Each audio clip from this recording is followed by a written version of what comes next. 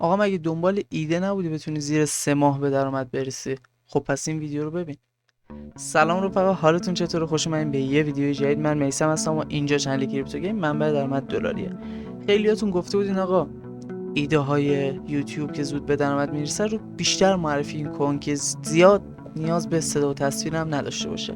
خب من گشتم یه لیست درست کردم از ایده ها که قرار توی حالا چند تا ویدیو آینده دونه دونه بهتون معرفی کنم. یکی از ایده هایی که خیلی تاپ بود و توی ایران خیلی خیلی خیلی ازش کم داریم و خیلی نیچه و شما خیلی راحت میتونین بیاین بالا و توی هر شهری هم که باشین این امکان پذیره.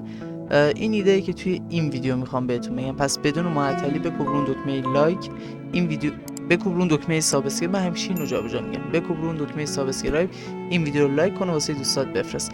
بزن ببینیم ایده چیه. خب رفقا، ایده چیزی نیست جز استریت فود، غذای خیابانی. نیاز نیست شما مغازه داشته باشید، نیاز نیست شما کاری بخواید بکنید. در هفته 2-3 روز میری بیرون. توی هر شهرم الان دیگه ونایی هستن که کنار خیابون قهوه میدن، غذا میدن، یا دکایی هستن که دارن این کارو میکنن. کافی بیا ازشون فیلم بگیره با دوربین گوشید و بازدیدار اینجا ببین. این مثلا 4 ماه پیش 2.7 میلیون، این مثلا 8 روز پیش 287,000 تا، 11 ساعت پیش 1,800 تا. خیلی ایده نابیه و واقعا تو ایران نیست، همچین چیزی نیست که کسی بخواد خیلی دقیق بخواد مثلا این کار رو انجام بده. و پیشنهاد میکنم اگه دنبال یک ایده که خیلی ایزی و راحت به درآمد برسی و زیر 3 ماه این اتفاق واسط بیفته اینه. چون هم خود پیاده روی توی حالا خیابونای ایران خیلی طرفدار داره، کسایی که خارج از ایرانن. و همین که شما اگه بیاین یک غذای معرفی کنین که کنار خیابون دارن حالا درست میکنن و بهتون میدن، این خودش میتونه بترکونه این حوزه رو. و اگه اینترنت یاری کنه من درآمد یکی از این کانال‌ها رو هم بهتون نشون بدم، ولی خب فکر می‌کنم اینترنتم قطع شد. یه خورده صبر می‌کنم اینترنت بیاد، درآمد یکی از این کانالایی که توی همین حوزه داره کار میکنه رو بهتون نشون بدم. خب اومد. بچه‌ها دارم میگم ایده خیلی نیچیه، نیاز به صدا و تصویرتون نیست و چون ربات نیستید و انسانید دارید این کار میکنید، خیلی راحت هم مانیتایز میشید. ببین من الان یکی از کانالایی که حالا اونقدم ساب نداره، میبینین اصلا سابا رو ببینین 2.7، 1.5 میلیون، 5.8 میلیون فقط با غذای خیابانی. اصلا این داره نشون میده که این چقدر این حوزه پرطرفداره. بذارین من یکی رو بیارم که اونقدرم ساب نداشته باشه. اصلا میام سرچ میکنم غذای خیابانی.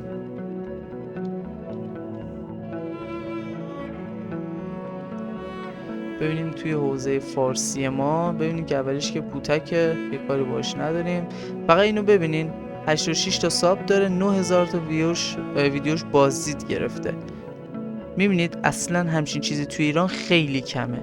این 452 تا ساب داره ولی ویدیوش 50,000 تا بازدید گرفته. اگه اینا رو ادامه میدادن بچه خودش خیلی میشد، خیلی ساب و اینا می آورد.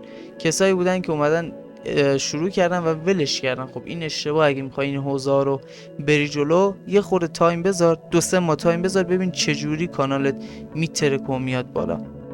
من مثلا همینو که 73,000، چون واقعا نمیشه چیزی کم پیدا کرد، 73,000 تا رو میارم و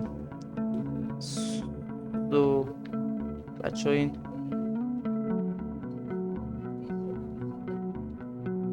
خب اینو من ببندم چون کپی رایت میگیره. اینو بردارم، آخرش هم نقطه بود اگه اشتباه نکنم. میریم تو سایت سوشال بلید که درآمد حدودی یوتیوبرها رو میگه. ببین دقیق نیست، خیلی کمتر از چیزی که واقعا هستشو میزنه، اما خب حدودی میگه. ببین 15,000 یورو درآمد 16 تا دیگه، 300 تا دیگه نیاز داره تا 16 تا، حدود 16,000 یورو درآمد یک ماهشه. فقط هم با همین کار، فقط با اینکه بخواد ویدیوهای خیابونی بگیره. اگه واقعا روی این ایده تمرکز کنی و بتونی 3 ماه، 1 روز در میون، 2 روز در میون، هفته 2 تا 3 تا ویدیو بذاری، مطمئن باش بعد 3 ماه تو ترکوندی. اصلا ایده خیلی ناب و خفنیه. پیشنهاد میکنم این ایده رو اگه کسی دنبال ایده است اینو توی لیستتون، توی تاپتون بذارین. چند روز آینده ایده دیگه هم معرفی میکنم که اونم خیلی خفن و باحاله.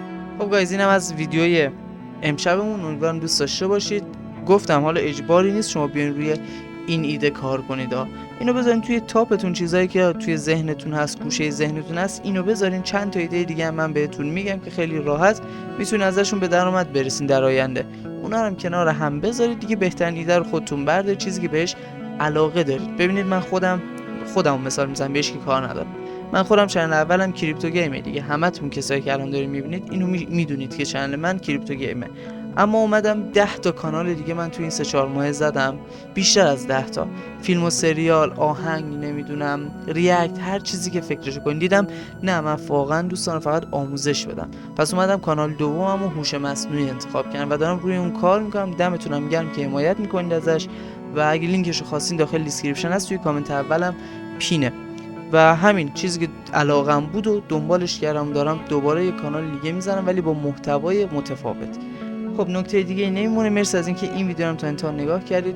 لایک، کامنت، سابسکرایب یادتون نره. کانال دومم توی دیسکریپشن و کامنت اول هست، حمایت کنید. عاشقتونم. تا ویدیو آینده، خدا نگهدار.